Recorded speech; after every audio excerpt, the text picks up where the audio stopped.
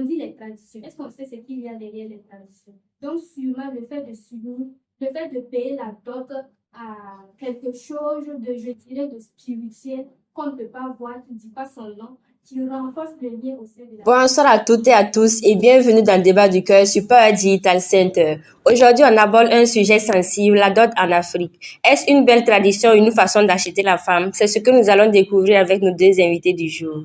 Je suis À Fawzia ma Awane, gauche étudiante en deuxième année de communication et journalisme à l'IESCOM. Merci. et à ma droite. Je suis Eliab Décor, étudiant en licence 3 de communication numérique à l'IESCOM. Okay. Merci beaucoup d'avoir accepté cette invitation. Madame Lévy, qu'est-ce que la dot selon vous? Donc, c'est un processus qui permet de donner de l'argent ou un bien matériel à la famille de la mariée. Monsieur Eliab, que signifie la dot? Bon, selon moi, c'est un peu comme elle a dit, c'est un processus par lequel on passe pour, en quelque sorte, avoir l'accord des parents de la fille, pour pouvoir peut-être avoir pour de bons étudiants. Et pourquoi la pratique-t-on toujours? Bon, et on la pratique toujours parce que nos parents veulent toujours garder les traditions de nos Et ancêtres. pour vous, Madame Lévy, pourquoi pratiquons toujours la dot? Ma réponse serait similaire à celle de mon débatteur ici présent. C'est effectivement garder, je dirais, un lien avec les ancêtres. Merci. Est-ce que la dot valorise la femme ou la rabaisse? Donc, la dot valorise la femme parce que la dot permet d'abord de respecter les traditions et de renforcer les liens entre les deux familles et bien sûr de valoriser la femme. Ok. Pour vous, Monsieur Eliab, la dot valorise la femme ou la rabaisse? Bon, selon moi, la dot ne valorise pas la femme parce que ça peut être perçu comme déjà une monnaie d'échange, en quelque sorte. C'est comme si on commercialisait la femme en quelque sorte, en fait. Donc, selon moi, ça ne valorise pas la femme. Madame Lévy, qu'en pensez-vous des propos de Monsieur Eliab? D'abord, il a parlé de commercialisation. Quand vous parlez de commercialisation, vous faites allusion à quoi? Bon, déjà, quand je parle de commercialisation, je fais allusion au fait que on n'a pas forcément besoin de faire donner l'argent à la famille de la fille pour trouver en quelque sorte l'entente pour la fille. Sinon, quand vous parlez de commercialisation, c'est comme si pour payer la dot de la vie, on dépensait 1 million ou on demandait des anacondas. Je ne comprends pas dire. Si, Non, si, non. en fait, quand je parle de ça, parce que on voit ça dans plusieurs familles. De nos jours, et le fait de payer même une dot est devenu en quelque sorte une charge très lourde pour souvent certains hommes. Et figurez-vous bien que souvent, à cause des frais de la dot, il y a des hommes qui n'arrivent pas à se marier. Et ça fait que souvent, ça dégrade la vie. Ça déclare. Les frais de la dot s'élèvent à combien? Bon, parce que là, c'est pas genre un montant bien précis. Ça dépend des familles. Mais on remarque de nos jours que dans la plupart des familles, je m'excuse du terme, la plupart des parents, ils disent souvent, en fait, c'est comme si c'était un entretien en quelque sorte. Tu vas aller dans une famille, dans la famille peut-être de ta petite amie, on va te demander peut-être de payer un chiffre, peut-être des moutons, des bœufs, des sacs de riz. On le voit tout le temps. Donc ça veut que souvent, quand on calcule ça déjà, ça peut peut-être permettre aux deux gens qui s'aiment de déjà se marier et vivre dans la paix, quoi. Et sinon, que la dot, ce n'est pas une affaire qui a commencé hier ou avant-hier. C'est quelque chose qui date. Et qui date, ça sous-entend qu'avant, les gens avaient fixé un prix.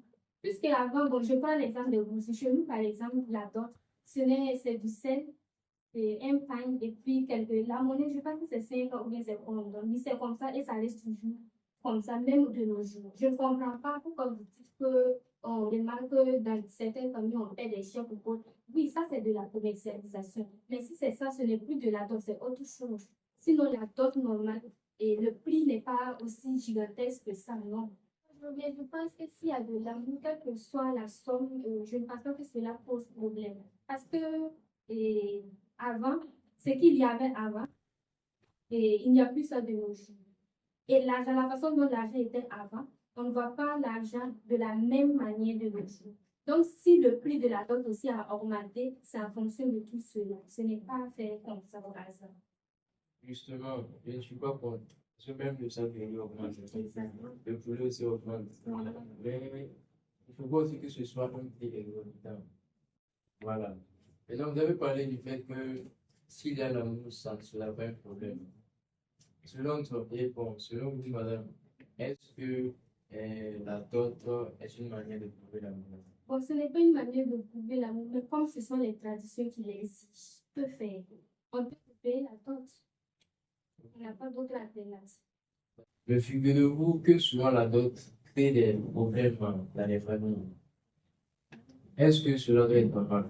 Parce que lorsque deux êtres sont appelés à vivre ensemble, je ne pense pas que ce petit truc-là doit être un frein pour leur bonheur. C'est vrai, quand j'ai dit petit truc, vous avez peut-être une réaction. Exactement. Et loin de là, en fait, je n'ai pas pour dénigrer les gens de la tradition ou quoi que ce soit.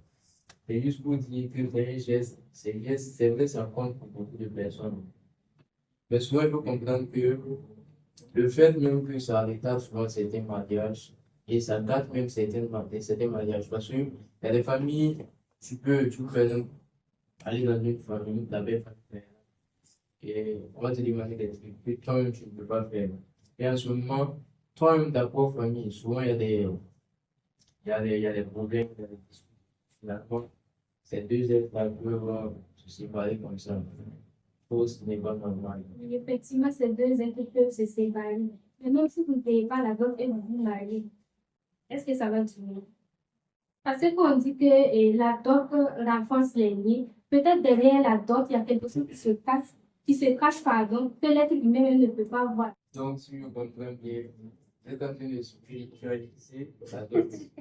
Donc, je ne spiritualise pas la dot, mais je sous-entends que sûrement, quand on dit de payer la dot, et sûrement, il y a quelque chose dont on ne dit pas son nom, ou bien, Non, il y a rien. il y a quelque chose. S'il y avait quelque chose, on aurait su depuis. Ça renforce les liens. Le fait de payer la dot renforce les liens. Je peux peut-être dire que peut-être ça augmente l'amour, même, en quelque sorte. Un peu. Loin de là. Et on a vu des cas où il y a des personnes qui ont vécu ensemble pendant peut-être 5 à 10 ans en concubinage. Mais pendant ces années-là, honnêtement, les gens ne s'étaient pas encore dotés. Peut-être vous-même actuellement, vous êtes avec les couples avec nous pendant 10 ans, vous êtes ensemble. Est-ce qu'actuellement la vie ou autre chose? Mais vous vivez l'amour. Je ne parle pas forcément de vous. Ça peut être peut-être le cas de l'animatrice. Peut-être qu'elle a un prétendant et tout, mais ils s'aiment réellement plus que les gens qui ont même payé la dot et qui sont mariés aujourd'hui. Donc, Mais si on vous a bien compris, monsieur Eliab, ça dit que la dot devient un frein à l'union. oui, en quelque sorte, Quelque souvent, sorte. je dis bien souvent parce que c'est pas tout le temps. Dans la vie, dans le monde actuel, il y a ce qu'on appelle le bien et le mal. Voilà. Mais la plupart du temps, le mal dépasse, surpasse le bien. Donc, de la même manière qu'il y a le bien et le mal, de cette même manière, il y a des dots qui peuvent peut-être renforcer les liens. Dans certains cas, oui. Maintenant, de cette même manière aussi, il y a des dots, la plupart des dots qui peuvent cacher les liens. Donc, retenons ici que certains garants de la tradition disent que la dot est un signe pour les ancêtres, pour deux unions entre deux familles, en fait. Ils disent que la dot n'est pas pour les humains, mais c'est pour les ancêtres, pour les tenir au courant que deux familles se sont unies. Puisque le mariage dans notre contexte africain, c'est l'union de deux familles, l'union de deux personnes. Les deux personnes, eux, ils viennent après. Exactement. Voilà. C'est ce que j'avais dit avant. Excusez-moi, c'est ce que j'avais dit avant. J'ai dit que peut-être derrière la dot se cache quelque chose de spirituel qui ne dit pas son nom. Si la dot est là, elle existe, s'ils l'ont créée depuis, c'est qu'il y a une signification quand même. Ça révèle beaucoup de choses. Le fait de payer la dot sous-entend quelque chose de peut-être mystique et spirituel. Mystique et spirituel. Ok. Mais nous remarquons que de nos jours, dans la plupart des gens des communautés, lorsque les parents de la belle famille demande dans la dot, tu peux te demander, genre, certains se permettent de demander peut-être une moto, à certains qui disent une voiture, selon où est-ce que tout ça se fait. En fait, c'est du genre, c'est le but, c'est quoi? Où est la spiritualité dans tout ça?